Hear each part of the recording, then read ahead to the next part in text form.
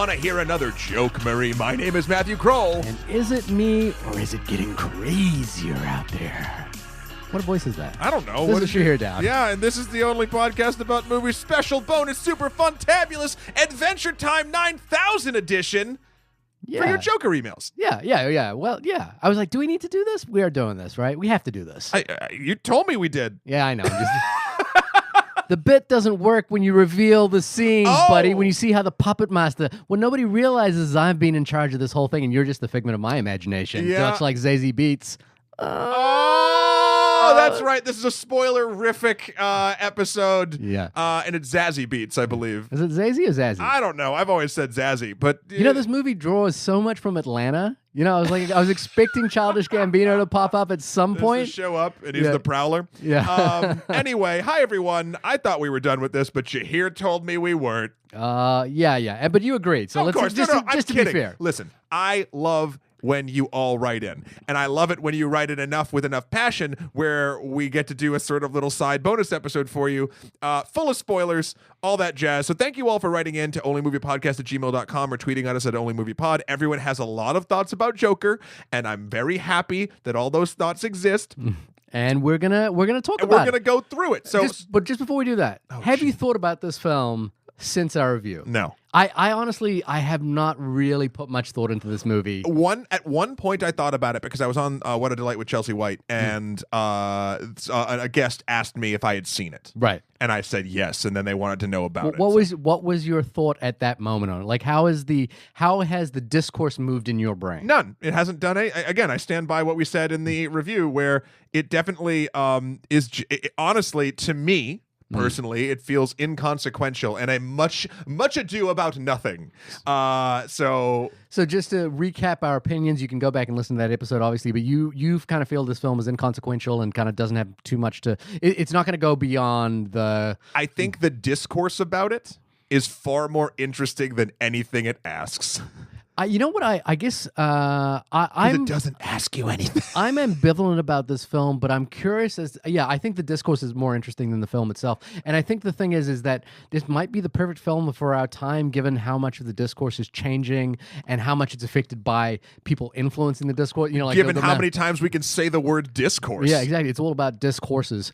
These courses. These courses. You know what I was thinking about as well?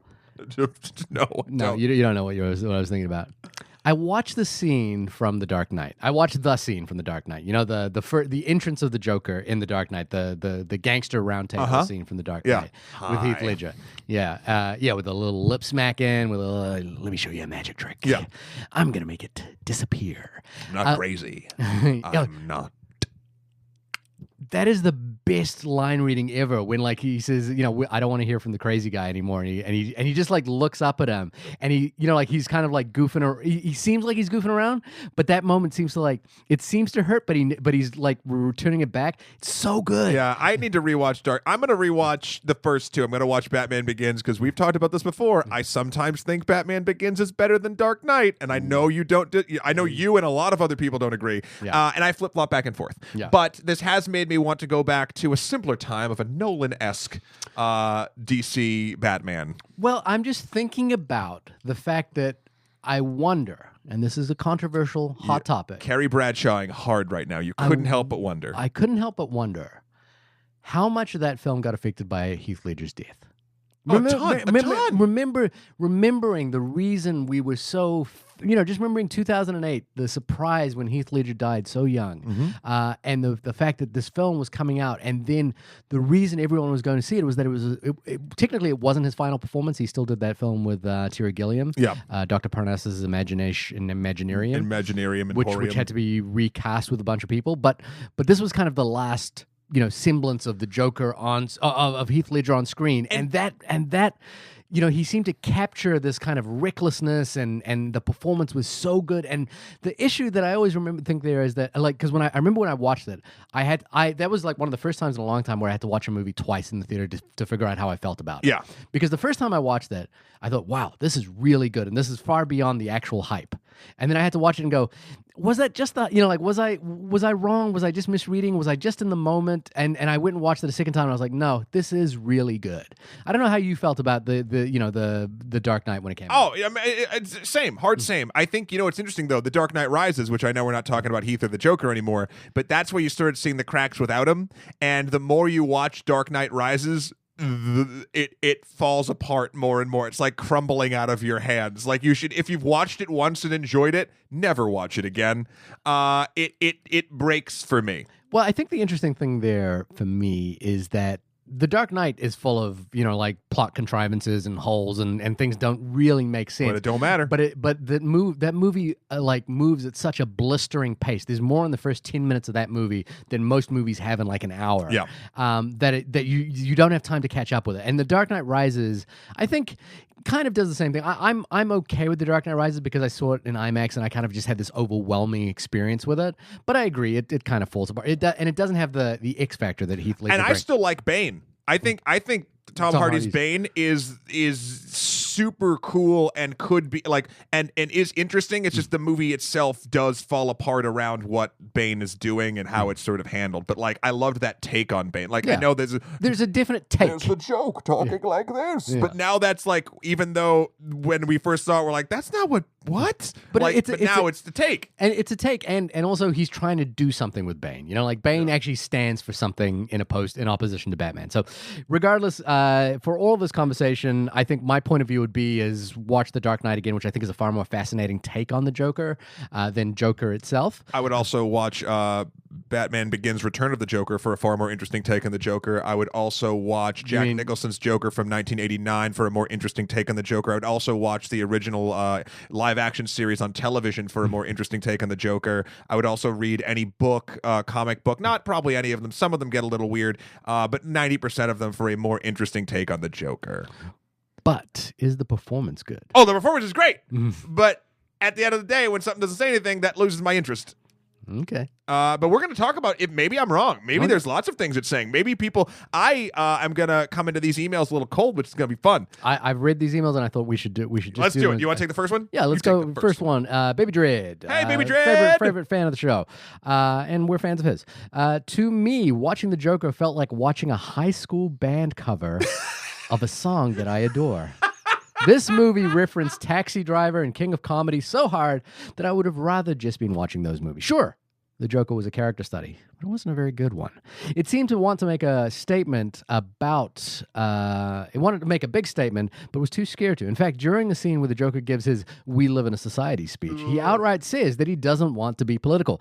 Then there's smaller things that bother me. Zazie Beetz has no real reason to be in the movie outside of just to be this movie's version of Sybil Shepherd. I'm very open to the idea of being wrong about this one, but I just don't see what all the hype is about. I guess it has to do with mass audiences not being familiar with Scorsese's work. I actually don't even think that this is Joaquin Phoenix's best work. He was incredible, and you were never really here. Matt, has the movie lived up to the hype? No, but that's not what it's about anymore. It's now we live in a society where the hype is the thing. Like it doesn't matter. It doesn't matter. It's the discussion about it. I mean, Baby Dread hits a lot of nails on a lot of heads here. The high school, it's such a high school band covering this stuff. Which, hey, my band in high school was dope. All right, let's not besmirch the Rabid Skunk's name. But I do understand what you're saying. It's people that think that they know that feel like as though they're doing something incredibly meaningful and deep and like whatever, but like don't quite hit the mark on what they're trying to say, or even if the thing they're trying to say has legs. I get what Baby Dread is trying to say here. I don't want to get into that thing where you're like, well, there's a better movie out there. Like a lot of people. That's your favorite thing. A lot of people haven't seen Scorsese's work, and so it's a question of like whether this just stands up on its own 2 feet. I mean, no, because it's not even about not having seen Scorsese's work. You can recognize the cool things about Joker that are blatantly sort of homagely taken from Scorsese's work without seeing Scorsese and still realize that they're cool because they work even if you don't realize that they are from Scorsese. The issue is they use them for little to no effect. I think I found myself by the time he's going to go on the show at the end of the movie, I was like, I pray this is not a monologue. I know it's setting up for a monologue, but the second, if the monologue is about society and not like literally these two things about not wanting to be political, there's a lot of stuff in the conversation online about things shouldn't be political. This shouldn't be political. Video games shouldn't be political. Dog, cat pictures shouldn't be political.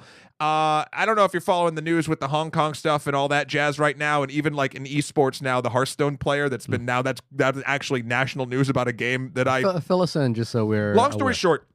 Blitzchung, I believe, is the name of the Hearthstone player who won Grandmasters.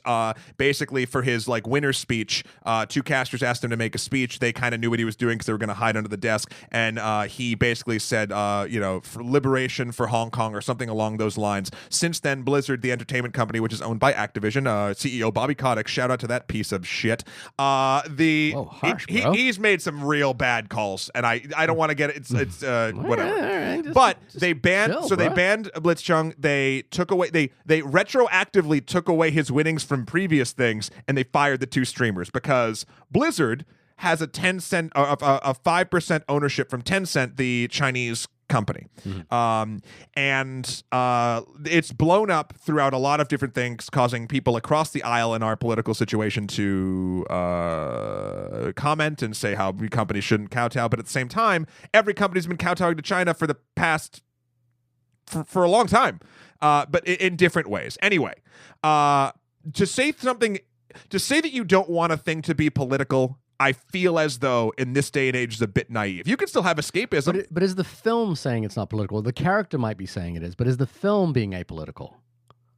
I don't think the film is apolitical. I think the character, makes that point. And I think, to me, the thing that I would be interested in revisiting is the more I've thought about the Joker as a film, and that conversation around discourse, surrounding the film, is the idea that ultimately this film and the conversation around it is exactly where we are as a culture, and the outrage around it, the way we. But the outrage is where we are. What it actually says, if you look at the film, which is almost impossible to in a vacuum, but if you look at the film for the film in the film's own just sort of space, it doesn't actually land any of those points. Well, there's the thing that I guess was interesting that didn't land for me while I was watching was the idea that the Joker becomes viral, or the Joker as an idea becomes like sparks fire around the world, or in Gotham City in particular.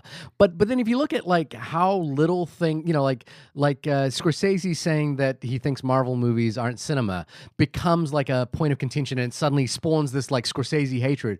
I know 1981 doesn't like speak to that virality that we sort of know and understand today, but also what happens in the film speaks to the way our culture kind of operates now. But the interesting thing about that, while you're 100% correct, what it does forget and why it does feel disingenuous is the outrage or the excitement or the anger at a statement or whatever, because there's so much shit and we are bombarded with it so much. We'll go in for 2 days, we'll be fucking furious, and then something else will happen where we're just as furious about something else because we're addicted to anger. The Joker, if it happened in the world that the movie set up, and if it's trying to be a mirror of our own, this group, this movement would be forgotten when the next censorship thing in a video game came up. Like it's not, again, every point it sort of makes it to 90%, and then if you actually look at it, it just sort of drops off and doesn't pick it up. So I sorry, I want to get back to sort of Baby Dread's question about sort of I guess Baby Dread, you were asking if you're wrong about this opinion. I mean, in my opinion about your opinion, you are correct. The movie doesn't live up to the hype that is surrounding the. Yeah. Does the movie, speak to the discourse that it is? The hype is the spectacle. The film is not. Okay, let's move on. Yeah, I got the next one. You read out. Let's scroll down the list. Boop doop doop. This is from Jacob. What up, Jacob? Jacob says, really resonated with Shahir's thoughts about the film being a big swing, and with that being perhaps a nice thing to see in superhero comic book film genres. I resonated less with the discussion of the film being immoral. It honestly surprised me a bit. Mainly because I was watching a character that I would have called relatable. Someone who is just trying to get by and can't get a break. Someone who keeps getting beat down by the world. Seeing that kind of character make a mistake is, I think, devastatingly relatable. The gun falling out of the shirt sequence was surprisingly heartbreaking for me, that initial panic in Arthur's face. Arthur clearly became more psychopathic as the film goes on, but the actions of the more psychopathic Arthur were always entrenched for me in the Arthur I knew as possible from the beginning of the film, and that tension strikes me as encouraging a kind of morality. In summary, I was gripped and touched by the initial portrayal of Arthur and disappointed how they showed and expanded on this transition into the Joker. So this is I think to me I'm less interested maybe in the political discourse around the film and the outrage machine and all that sort of stuff. My question has to do with, like, is the film moral or amoral, with no point of view on either of those subjects, but how does the film relate to an audience in that respect? And for me, look, I didn't particularly find the Joker entirely relatable, but for example, in King of Comedy, Rupert Pupkin, I kind of find relatable because there's a sort of a harmlessness to him, even though he does some pretty devastating things. I think I'm sort of half on board with this character as relatable, even beyond the Wall Street, the subway killings.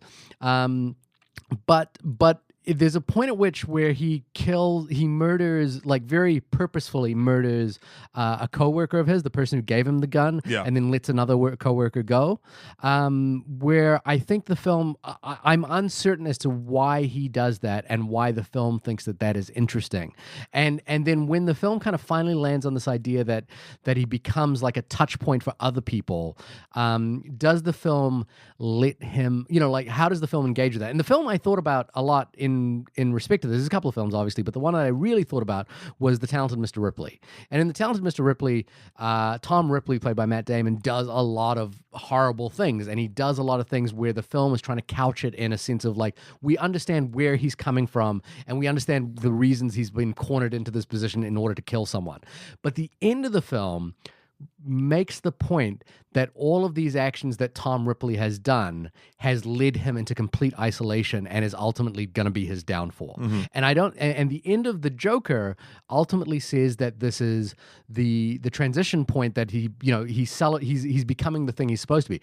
Now, counterpoint to what I just said. I think if this is meant to just be the inverse of a Batman film, the inverse of a superhero film, if you look at the final shot of Batman Begins, where Batman, swoops in and he opens his wing and becomes the Batman, and we cut to black. If we think about the final shot of this film just being the inverse of that, then I think maybe that would be interesting. I'm not sure that the film kind of posits that in a way that suggesting that's what it was trying to do. But, if this was basically the upside down of a Batman movie, I think that could be interesting. There's going to be another email later on where I think I'll probably repeat the phrases. I'm not sure that hypothesis is supported by the text. Sure. But it could be a way to interpret it. I would say I was on board with Arthur Fleck, at least, finding, understanding where he was coming from up until the middle of the subway murders, because he starts it in self-defense. And then he switches from that to going hunting, and that's true.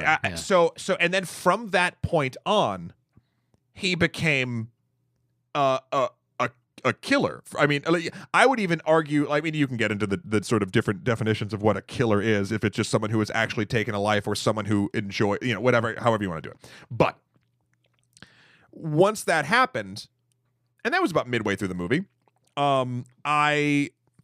there was no more relatability to it, because it became, and that's not to say like you couldn't be in the moment of like, the system, like I can see how the system beats people down and all that jazz, but like there's an interesting, I'm trying to remember where this quote comes from.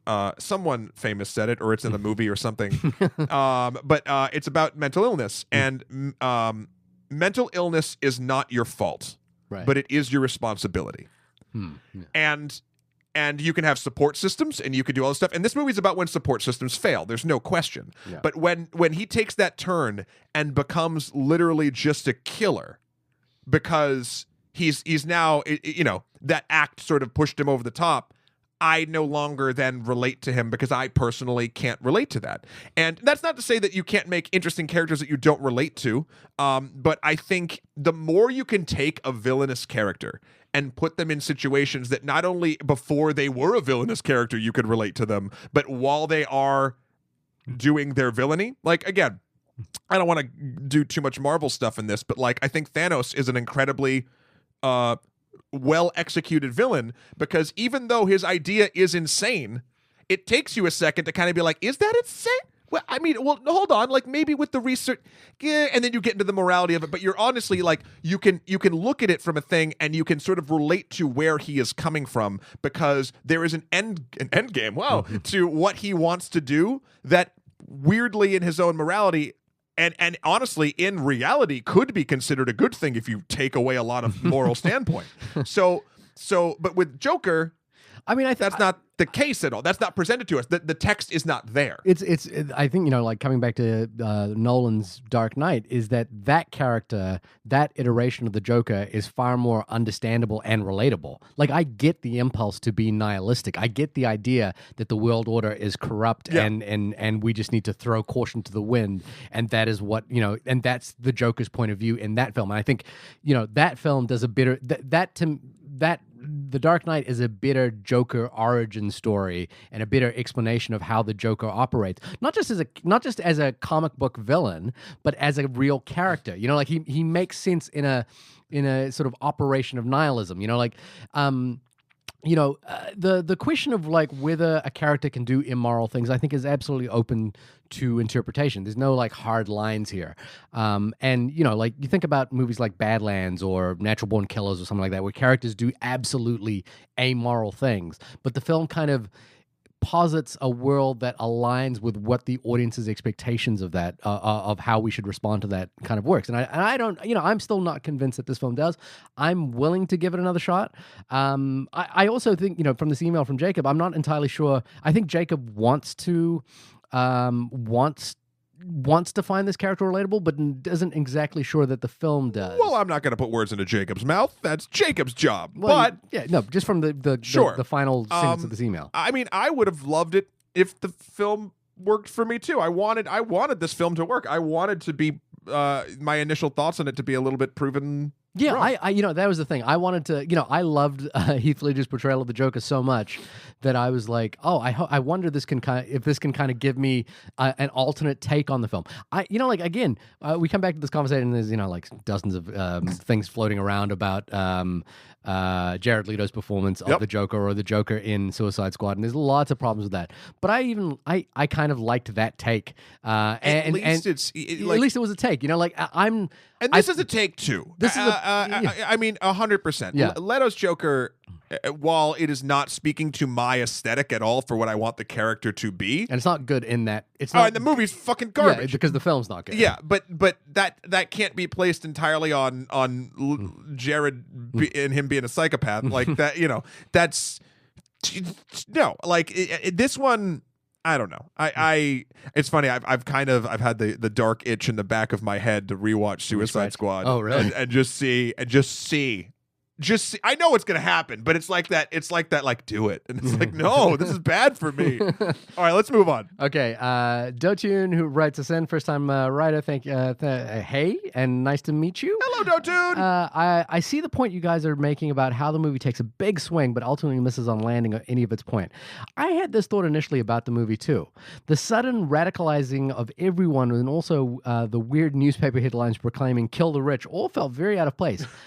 But then it dawned upon me that this could be happening, or that what could be happening is that the movie is really going on and how you see everything from Arthur's perspective. So this may not be the actual world around us, but rather his interpretation of what is going on around him. So I think it really could be the case that over the course of the movie, the world is supposed to make less sense because this is how Arthur views it and how he latches onto a group of people writing about the societal class because it is the only recognition that he has had and embraces it to inspire confidence in himself. Would love to hear what you guys think about all of that. And I guess the idea is that whether everything that happens in this film is actually just from his point of view and may not actually be happening. That would make a far more interesting movie, but I don't think that's what this film is doing at all. I think, the quote I wrote earlier, which is that I do think that would be a really interesting idea, and I can see how you get to that point because of the Zazie Beetz, the neighbor story, but I don't think it's supported by the text. So I'm going to, and I'll even give you an example of when this has worked in Batman stories before. This is going to be some light spoilers for the Arkham game series. Okay. But there is a point in which, and please, if you have an interest in this, it's a great twist, and I don't want to break it for you. So, if you haven't played them and you're going to, just pause this, fast forward like 5 minutes. Was it like 10 years old now? Yeah, but still, like it was such a cool moment for me that I don't want to ruin it for anybody else. I believe in Arkham Knight, or no, at the end of Arkham Asylum or Arkham City, Batman or the Joker dies. Yeah. But not before injecting Batman with like a laughing serum or like one of his chemicals or whatever. And then in Arkham Knight, you start seeing the Joker again, and you're like, "What the like?" We watched him die. Like Doesn't Arkham Knight take place before Arkham? No, you're thinking of Arkham Origins. Yeah, gotcha. There's 4 games, only 3 of which were worked on by the same thing. But whatever, doesn't matter. So then you realize as a plot twist that actually the Joker had basically, and this is a very comic booky thing, but like injected a psychotropic drug to start driving Batman insane. And that's why he's seeing the Joker all over the city in weird places that's still talking to him. Right. And it's in that sort of thing that the game itself does a really great job of the first half making you be like, maybe the Joker's alive, like maybe, whatever. And then you realize that you are only seeing the psychosis of what is happening in Bruce's head. Right. And that is something that if that type of thing, not that specific plot points, but to get that feeling across was done in this movie, I would have really appreciated it. The only thing that sort of like is that escape hatch onto like, oh, maybe they meant to do this is Zazie Beetz' character. But that's handled so sort of like, oh, we just got to get rid of this plot point. Like, and also in the movie, whenever there's Zazie sort of interacting with Arthur in the beginning, it's so weird and out of character. I instantly knew, I was like, yeah, it's not going to be true. Like, it just doesn't make sense to what's going on. Oh, and he also has that sort of like, I would call it a daydream about being in the audience for the late night show. Right. And he actually ends up being on the... But later on in the film, nothing is ever like that. We don't ever have the rug pulled out from us. No. And I think, like a really great example of what you're trying to, what you might be suggesting is American Psycho. Towards the end of American Psycho, like he pulls out Spoilers for American Psycho. Patrick Bateman pulls out a gun and he starts basically going crazy throughout the city. And what he's like figuring out is that nobody's responding to his murders in the way that he thinks people should. Like he literally starts killing people just at random and everyone seems to be okay with it. And he pulls out a gun and he shoots a cop. He gets into a cop fight or, like a shootout with a cop. And the car explodes. And there's a moment where he just like stops and he looks at his gun like, wait, what is going on here? Like, none of this is making sense to me anymore. And the whole film kind of leads us to this point where you realize that his mask of sanity is falling away and he's not even sure what's real and what's not real anymore. And that's the question mark that the film leaves on us. The other obvious one is A Beautiful Mind, which kind of has this idea that... But those movies do things in them to let the audience know that is occurring. And it's part of the text. Like, like the film here is somewhat triumphant when the Joker kind of stands up and on the car at the end.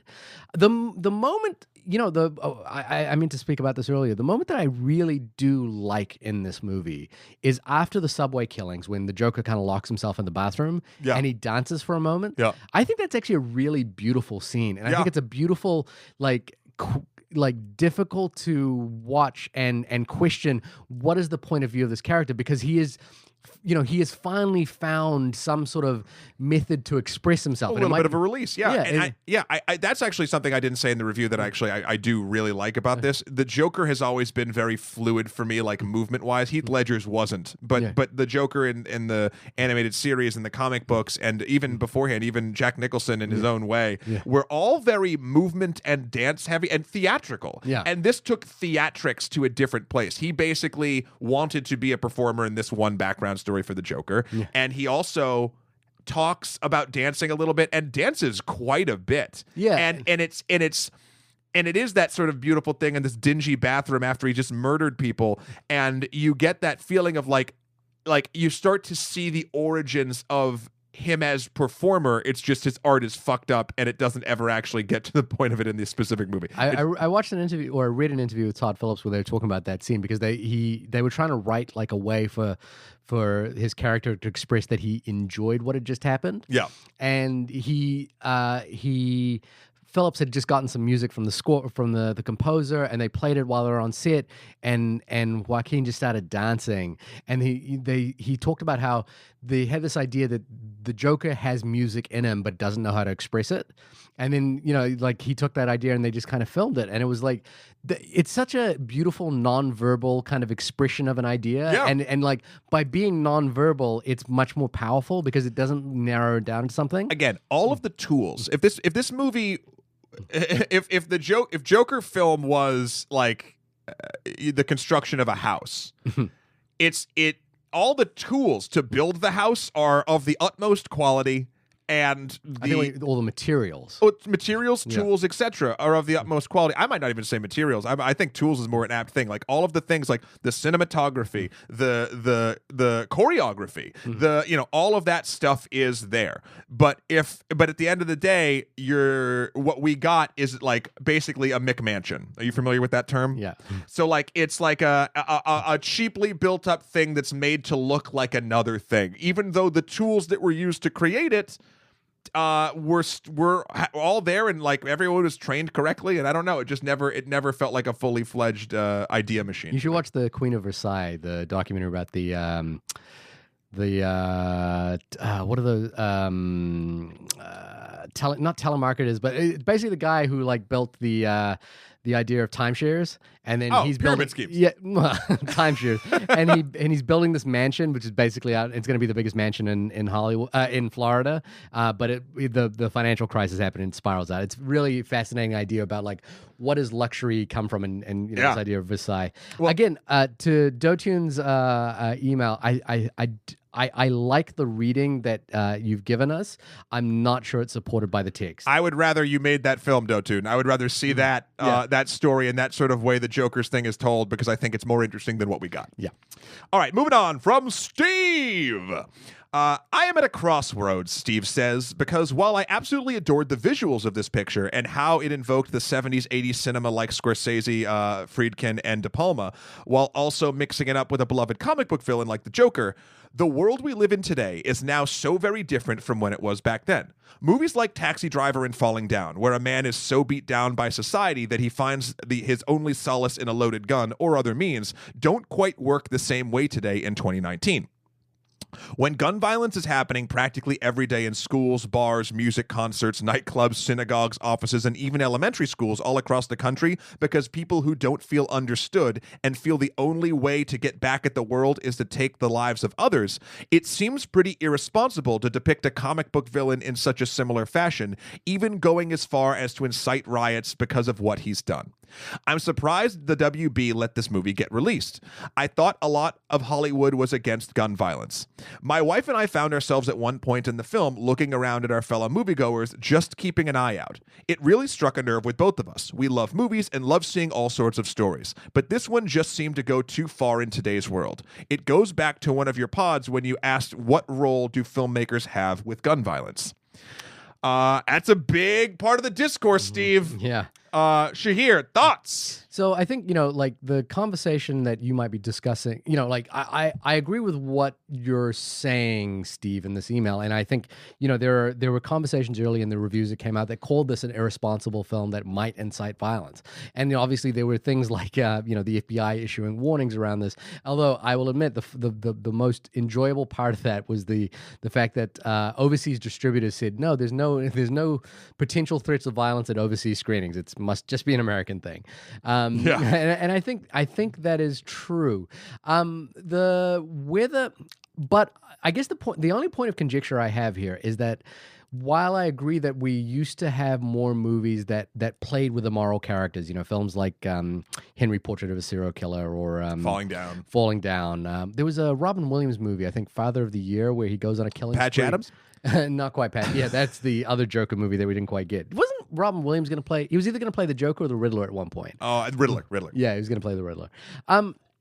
I think I firmly believe we can have films that are either nihilistic, that can be, counterculture in some way, that can be transgressive. I think we can actually have films like that today, and I think if they're made well, they can be incredibly powerful. I think the issue for me is that whether the film kind of lands that successful bridge to to create an environment where the audience is receptive to that idea. I think parts of Nolan's Joker is entirely transgressive and counterculture, and to the point where we agree, we're kind of like understanding his point of view. I think the issue isn't that we can have films like that. The issue is whether this film is successful at doing it. And that's what I'm not entirely. I don't think it's either. I don't think it's transgressive, or if it is, it's not very successful at being transgressive.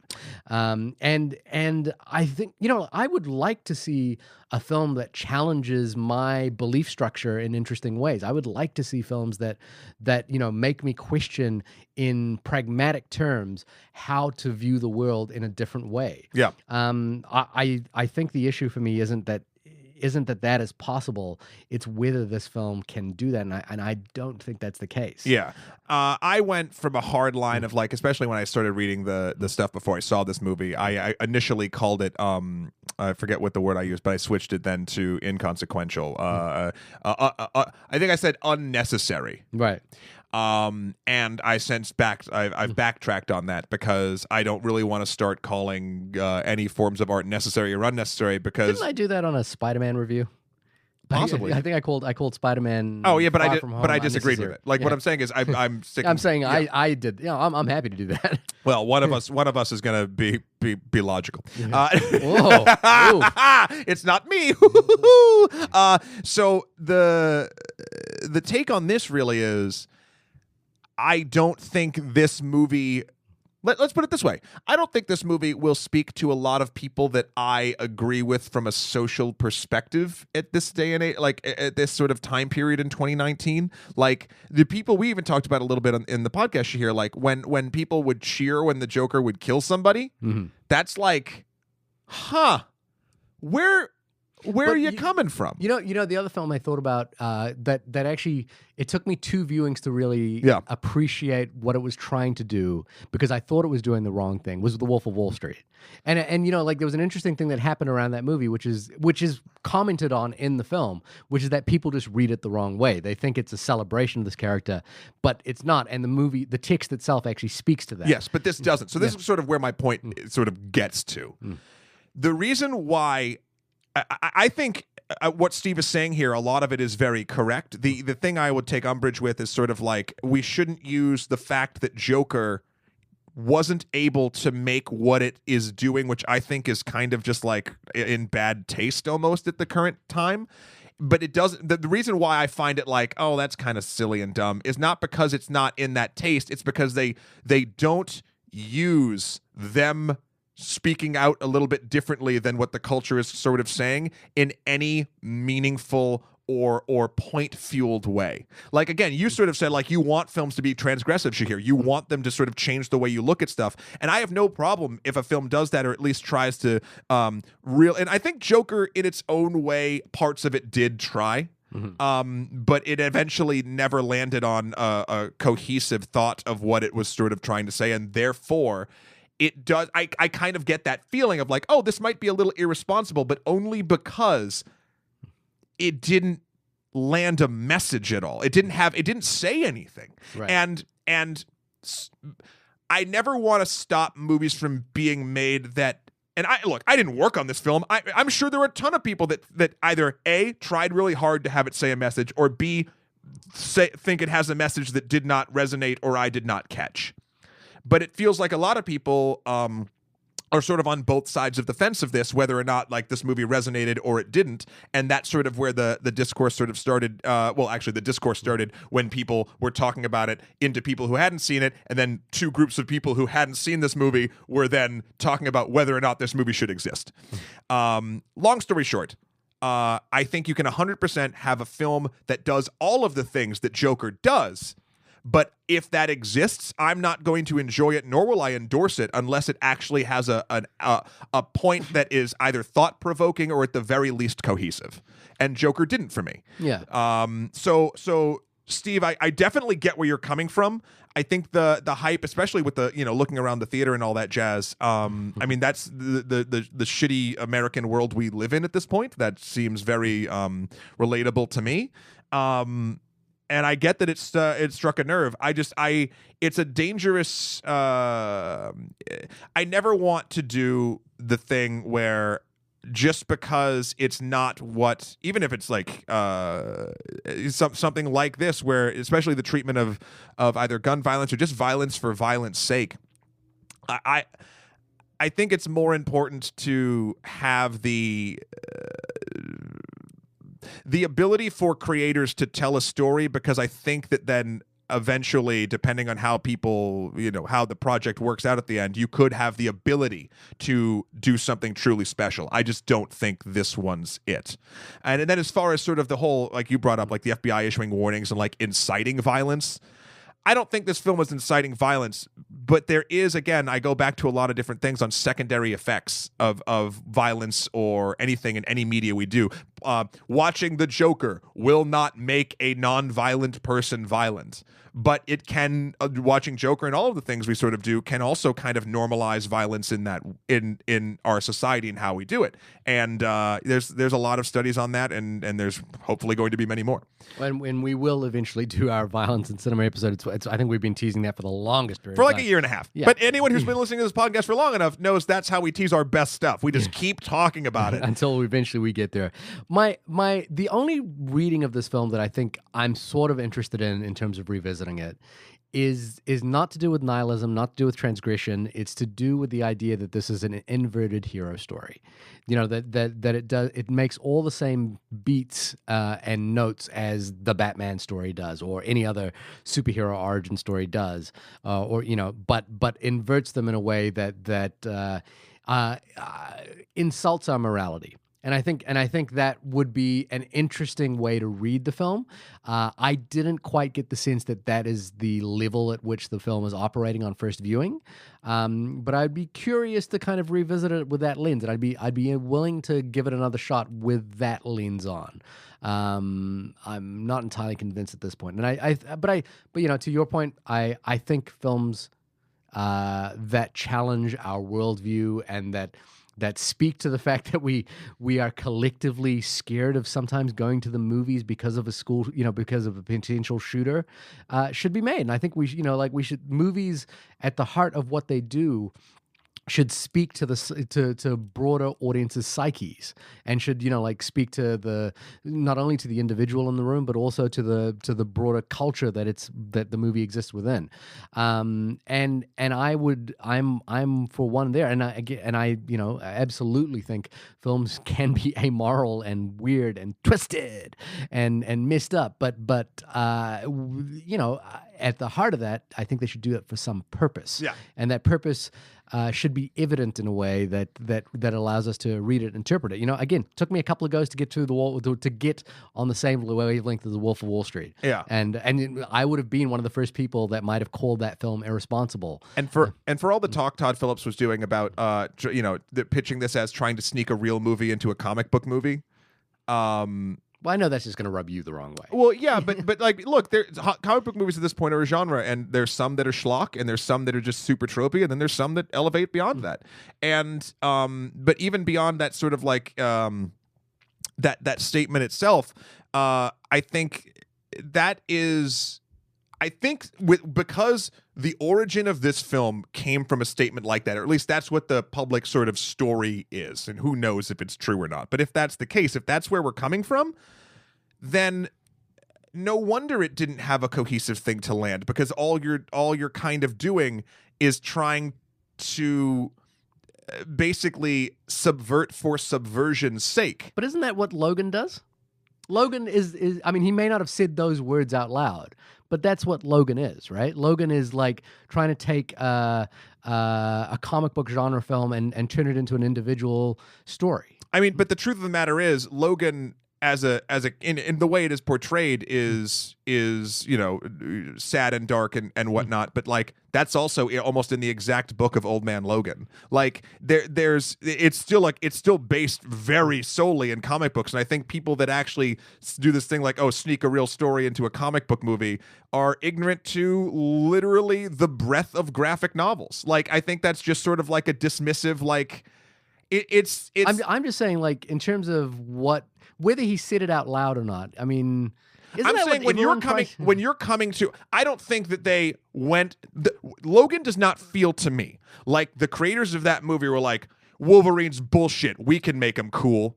Like, that's not where it came from. They just did a different Wolverine story because everyone agreed that the Wolverine, Hugh Jackman's Wolverine, no matter if it's in a good X-Men movie or a bad X-Men movie, is an interesting, worthwhile take. And they took it and they did a side sort of story of it to sort of end it out.